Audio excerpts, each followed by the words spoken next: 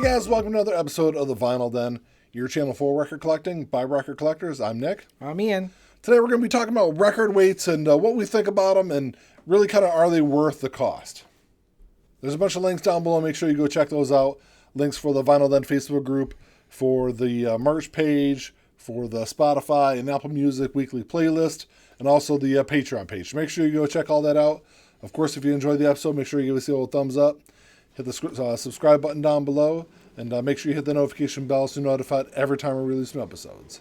So record weights have been around for a long time. When I got back into record collecting, I saw a lot of people. I wouldn't say a lot of people. I saw quite a few people online that would post pictures, and they had record weights, and they had some really cool, interesting ones. But I never really saw a value in them up until probably about a year or so ago. I think it was when I bought my Fluence turntable. Mm-hmm. Is when I finally bought a record weight. And since then, I've been a big fan of them. I don't really use mine a whole lot. And Ian doesn't have one. You've never used one before. But no, because I like you, I didn't really see like there would be a point if, I've got a few records that have a warp to them, but, if they sound fine, I don't really care. Yeah. I do have a couple that I need to replace because the warp is so bad. But I didn't think a record weight would make much of a difference. Talking to you, you say it does sometimes make a difference. And that's the thing is, like, I read up into record weights before I bought one, and a lot of people talked about how they would get a better sound out of their records because it would, reduce the vibration of the record on the platter. And I think a lot of people don't have turntables or systems set up where they would really even notice a lot of that. True. Plus, I mean, especially with 180 gram records, there's already some weight to them, so they really shouldn't be affected by vibration unless you're like stomping around in the room or whatever. Well, I've seen a lot of people setups where they've got their speakers like next to the turntable, so I think you get some vibration from that. Mm-hmm. But is it really enough to distort the sound quality? I mean, I guess it's arguable, but I would never have noticed. My speakers are they're tall speakers, so they're not. Do you have floor speakers or? Yeah, they're floor speakers. So, they're not near the turntable. They're spaced out far away from the turntable. So I don't know if I've noticed that, but I'm curious to see how it would affect some of those. Specifically, one album in particular that I know I need to replace or may not have to replace if this makes a difference. But I'm willing to try it. I think I'm going to pick one up just to see if it makes a difference. So I'll say that's the one thing that I've really noticed a big difference with my record weight is on albums that have kind of a warp to it. Right. But there's different kinds of warps. There's if it's got like an edge warp to it, like it's on the outer edge, a record weight really isn't going to do a whole lot to help that. I was showing Ian before we started recording. I've got a record that has kind of it's a little bit of both. There's like an edge warp to it, and then there's like a bull warp to it. If once I flipped over onto the B side or the second side and put that weight on it, it completely flattened out that album. Right. Yeah, which the album that I have, the warp is really noticeable at the beginning of the record. Yeah. The first song or the first part of the song it's noticeable, and then after that it kind of flattens itself out and sounds fine. Yeah.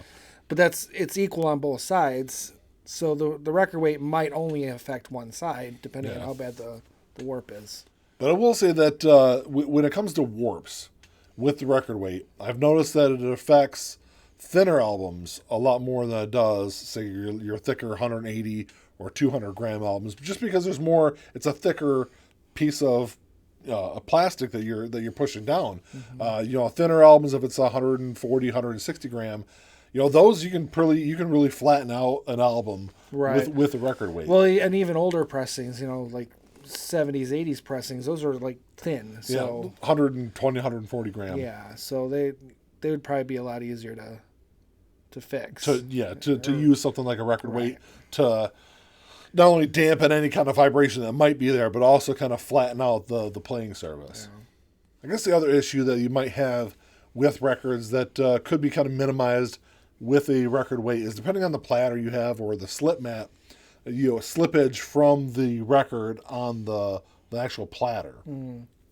So if you get any kind of slipping around underneath the album, you can scuff the album. Especially if you got, like, I've got an acrylic platter on my my turntable, and those are pretty notorious for if you move the record around on that platter, you can actually scratch and damage the album. So having that extra weight on that spindle in the middle of the album reduces any kind of slipping that may happen, underneath the album. Do you get any slippage when you turn it on when the platter starts to move?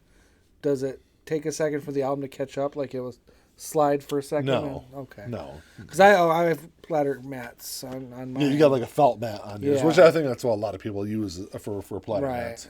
So there shouldn't be necessarily any kind of slipping underneath there, but I guess if you've got the hole on your platter mat's a little too big, or the hole on the album is a little too big, it might spin freely underneath it before it kind of catches up. On, where a record weight will kind of reduce that possibility.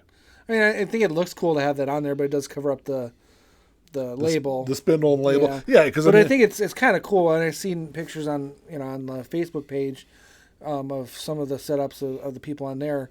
They've got some fancy absolutely. Weights, this is just a plain black. This is a Fluence one, just because I got a Fluence turntable, so I bought it when I bought my turntable. But that's all it is. I mean, it's pretty hefty weight to it. It's got felt underneath it, so it's not going to damage the sticker at all. Did you say 5 pounds? I don't know. I'd have to look on the box and see, but I don't think it's quite that much. No, I didn't say the weight on there, but it's a couple of pounds. 2 to 5 anyway. Yeah, it's something like that. But I think it does the job. I think it's just as long as you're not spending a bunch of money on a record weight. I think it's definitely a useful tool to have when you need one. Yeah. Well, that's all we got for you today, guys. Thanks for checking the show out. I just wanted to kind of throw that out there and see what you guys thought about record weights. Because, like I said, I've had one for probably a year or more now. And I think it really does a really good job. I don't really use mine a whole lot. Generally, just to like we talked about, flattening out, any kind of minor like bull warping or anything like that. I think it does a really great job on it. But let us know what you guys think. If you enjoyed the episode, make sure you give us the old thumbs up. Hit that subscribe button down below. And that's all we got. Until next time. Talk to y'all later. Keep on spinning. Peace.